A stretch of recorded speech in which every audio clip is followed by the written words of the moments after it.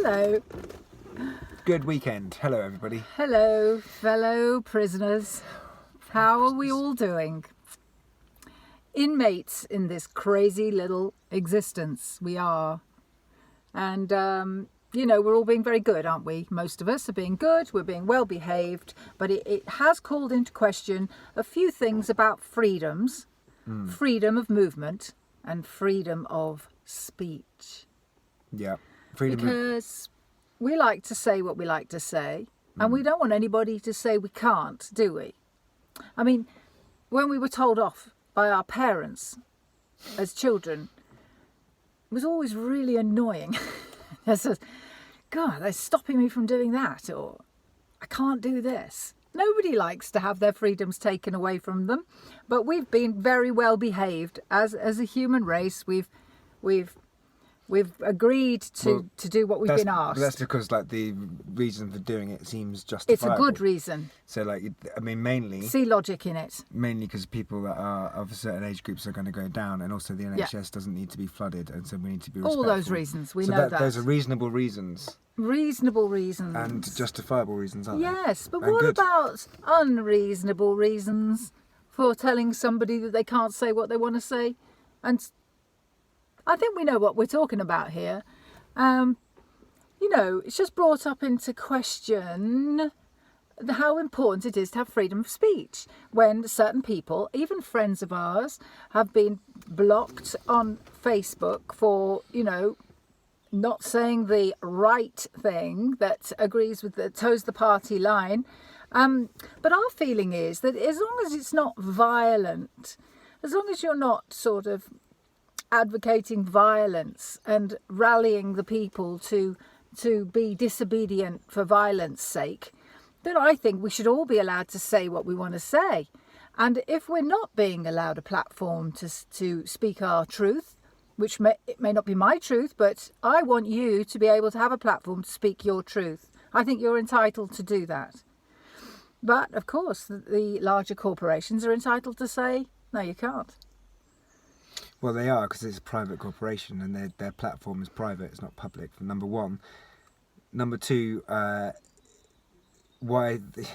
when things are banned or blocked, the reason being given is because they are fake news or they're detrimental to human health, to human behaviour or science, to go against science.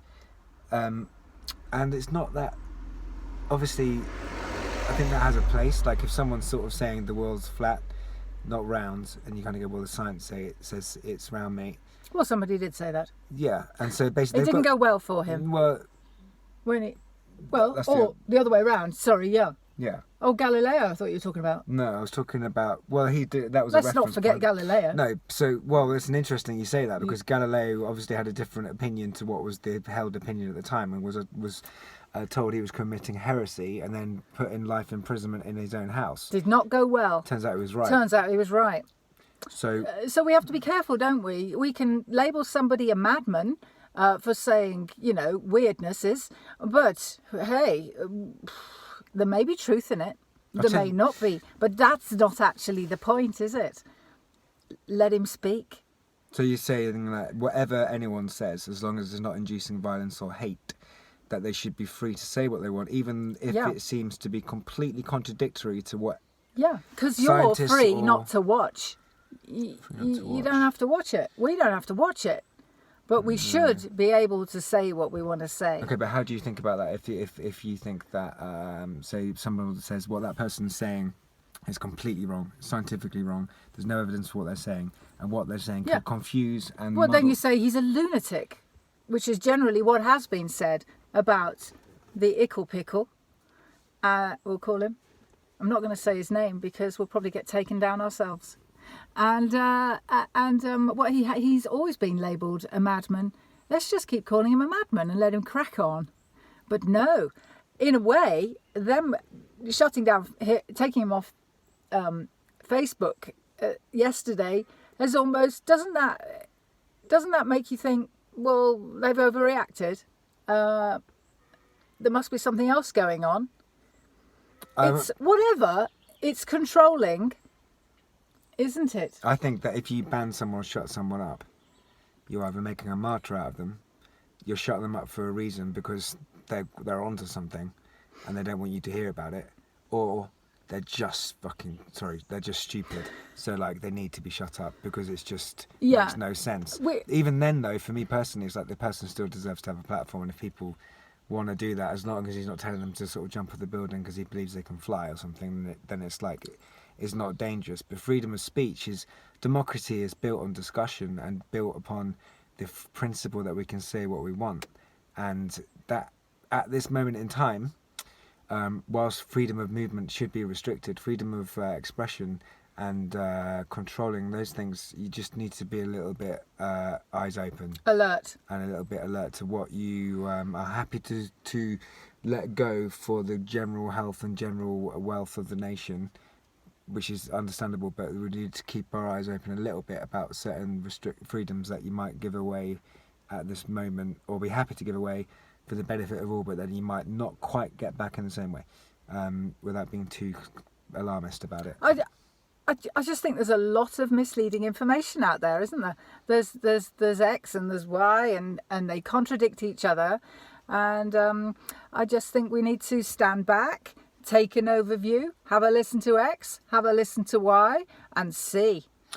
Not have a big reaction to it, but let's just watch and see how it works out. But to shut down somebody else's opinion because you're so set in your ways about your opinion that you've always held on to. Now, we had an opinion about how the world was last year. It's not like that now, is it? Things change. Things come to light and are revealed, and we better have our eyes open and be alert to make sure we don't miss it before it's too late. Historically, we've turned a blind eye. We've missed things that we should have seen earlier as a people. It's too convenient to look the other way. I think that you've got to keep an open mind, and for me, it's like I'm not an intelligent man. I'm an instinctive man, and I know when someone's telling me the truth or not, and I feel it as a feeling, and so basically, I'm just open to all things, because being open to all things means that I'm not closed to anything, and I think that's for me personally a better way to be, because you've got to be a fool to think that people in positions of power haven't got people behind them with financial interests or things going on that it will influence their things they say to you. You're just naive if you think that's not true, but you're also naive if you think that it's like there aren't people in government or up there that are trying to help people for the good of humanity. Yeah, there's some great people. It's important not to be radicalised by any particular thing. Either way. Yeah. Step back, take an overview, let's watch and learn, and wait and see, and be ready. But don't give your freedom up. Don't give your freedom up. Well, do when there's a reason for it that's justifiable, but don't when it's not. No. Stay alert. Stay alert. We love you. A bit of a heavy one this week. But it's strange times. All right. Love you. Bye. Bye.